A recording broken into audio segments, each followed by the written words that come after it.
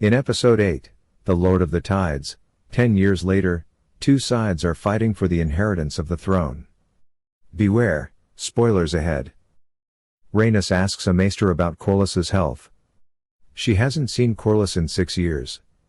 The man says that the sea snake led his men into an ambush, got a nasty cut on his neck, and then fell into the water, losing a lot of blood. But the greater concern is the fever that followed, the maester says, adding that Corlys will be home in 3 days. Vaemond warns that his brother might be dead by the time his ship gets back to port. Then who will take the Driftwood throne? Rhaenys has been ruling in her husband's absence, but she reminds Vaemond that Corlys promised when Rhaenyra and Lhaenor got married that the seat would go to Lord Velaryon. My brother cares only for the history books, but what of the Velaryon line? Vaemond gets angry and asks for her help in claiming the power position in Driftwood. The winds have changed. The crown has good reason to take my side, he says.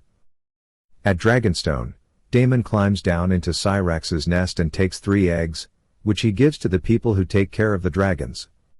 They give him a note from Baela, his daughter, just arrived from Driftmark. Rhaenyra, who is pregnant again, checks on Jaehaerys while he is learning High Valyrian. Daemon stops them to tell them what he learned from the letter. Vaemond is going to question the legitimacy of Rhaenyra's children, and they have to go to King's Landing to deal with it. When they get there, they see for themselves that Viserys is sick and stuck in bed. The princess and her husband go straight to where her father resides. Daemon leans over Viserys's bed to make sure he hears him. He says, "Brother, listen to me, you are to affirm your position for Luke to be Corlys Velaryon's successor." Then Rhaenyra says that they want to introduce Viserys to someone, and she brings in twin blonde babies, Aegon and Viserys. Alicent is on her way to see her guests when she is stopped by a knight who tells her there's a problem in Prince Aegon's room. As she listens to a girl who brought wine to the prince's room sobbing, she finds out that Aegon raped her. Alicent hugs the young woman and tells her that she believes her, even though she thinks most people won't. After she threatens her more subtly, she gives the serving girl a bag of coins, makes her drink moon tea, and then marches to Aegon's room to yell at him about how shameful he is. The prince doesn't apologize, of course. When Alicent yells at him about how he shamed them and his wife, he stands up and cries a little when he says he'll never be good enough for her or Viserys. When Alicent finally gets to Rhaenyra and Daemon to say hello, they accuse her of giving Viserys the milk of the poppy to make him unconscious so that she and her father can rule the kingdom. She says that she and Otto are just doing what the king wants and that it's hard to imagine how much pain the old man is in when he's not on medicine. Rhaenys and Rhaenyra find each other in the weirwood. "I loved your son, and I did not order his death, nor was I complicit in it. I swear this to you," says the younger princess to the older one. Then she makes an offer: support Luke's claim and wed her children to Laena's children. Rhaenyra says, Baela will be queen of the 7 kingdoms, and her sons will be heirs to the throne. Rhaenys tells Rhaenyra that the High Towers will strike first the next day. She tells Rhaenyra, "They will force you to your knees," and Rhaenyra looks worried. That night, Rhaenyra sits by her father's bed and cries a little while telling him how hard it is to be a leader and how she needs his help to do well. But he coughs and babbles, which makes her cry even more. The next morning, as maesters treat the king's sore-covered body, he says that he'd like to have a family dinner that night. Even though he hurts when he moves a little and looks like he has 1 foot and 4 toes in the grave, he says no to Otto Hightower's offer of milk of the poppy. Later, Otto is in charge of the petitions for Corlys' seat in the throne room. Rhaenyra gets angry when Vaemond goes first and talks about his true, unimpeachable blood of House Velaryon. And when it's time for Rhaenyra to give her formal speech on Luke's behalf, Viserys shows up out of the blue. The king leans hard on his walking stick. But he turns down almost all help, telling Otto to leave the seat of honor because I will sit the throne today.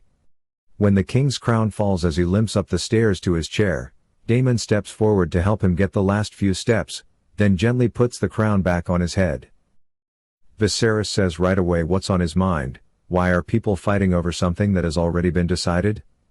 Then he asks Rhaenys to speak since she knows her husband's thoughts and or wishes the best.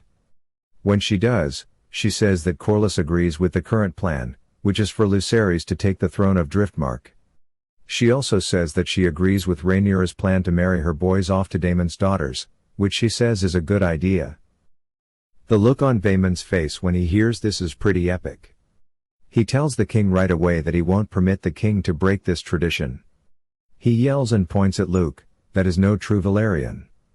That certainly is no nephew of mine."